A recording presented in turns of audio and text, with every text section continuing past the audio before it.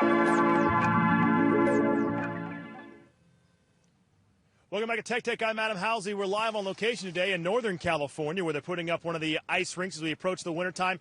And we're here to talk about iCloud. If you don't know, if you're an Apple user, you have an iPhone, a Mac, or a tablet, you know that iCloud is a very popular service amongst Apple users. I use it. My family uses it. My mom doesn't, though, for some reason. But as part of that, there's been some issues lately. We know about the Apple scandal where some of the pictures were leaked online of certain celebrities, and now there's some issues happening with what's said to be widespread Chinese hacking and a compromise has been helped by the Chinese government. Here to talk more about iCloud and the situation right now is Joe Loomis. He's CEO of CyberSponse. You can find him at Joseph C. Loomis on Twitter. Also, CyberSponse is their website, of course. Thanks for joining us, Joe, from Scottsdale. We appreciate you coming on today. And I guess my first question is very simple. You know, everybody thought Apple had the crack-proof way of sharing things, and that's clearly not the case. That's correct. You know, Adam, it's really what we're seeing is a man-in-the-middle attack. It's redirecting customers and users that are signing up for iCloud accounts to these illicit websites that are housing and farming all of their logins. So it looks like Apple's website, but in reality, it's the Chinese government's. Now, I use Apple products, as I mentioned. I also use PCs. So I've got both sides covered here, Windows being one, and, of course, I have Apple iPhone, tablet, and MacBook. My question would be, does Apple deserve criticism here, or is this, I mean, when the Chinese government is basically opening up the Great Wall of China, as people like to call it, and allowing this to happen, are there things Apple can do to stop it? Apple has changed the IP address of the iCloud instance in order to try to circumvent this, in order to solve it. It's not really a concern for the users in the United States if you're using a local and commonly known browsers like Chrome or Firefox, because they're going to notify you that you're being redirected to a website that doesn't match the SSL certificate. But when you're in China, and I don't know if you know or not, but China got their first shipment of the new iPhone 6 just last week. So what you're seeing is everybody that has a new phone is signing up for an iCloud account, and now their login and credentials are being farmed by their own local government. So what you could see is this might be a targeted attack for their own country, not necessarily to the United States. So, Joe, I guess my question is, since it's not targeted towards the U.S., is there something that U.S. users should do to protect themselves?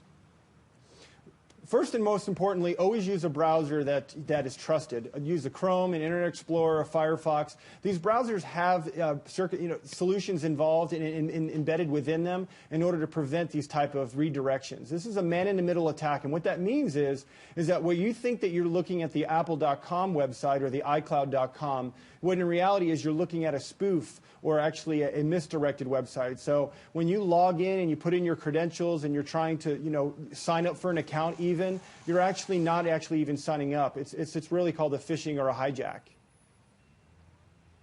So it's not directed towards American users per se. It sounds like it's the Chinese government once again overlooking and overseeing their people to an extreme way.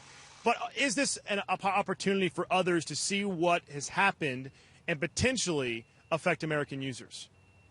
Yes, I mean, what this should be is a little bit of a wake-up call that how easy it is to get your compromised credentials. Using tools like LastPass and secure passwords, 1Password, all these password encryption tools actually will help you so that if you ever are compromised, you can change your password relatively easy. And these are strong passwords.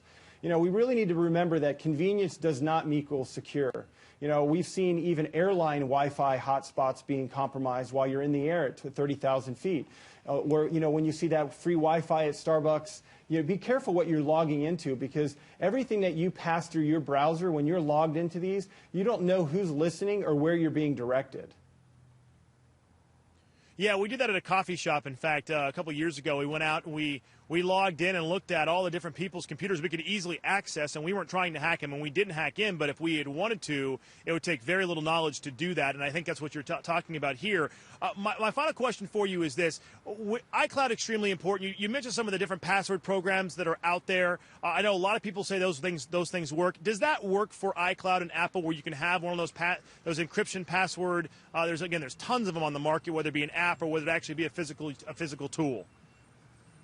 In this case, with a redirect, the only thing that's going to protect you is a really good browser. A browser that's going to notice that you're being directed to an IP address that doesn't match the domain or the SSL certificate.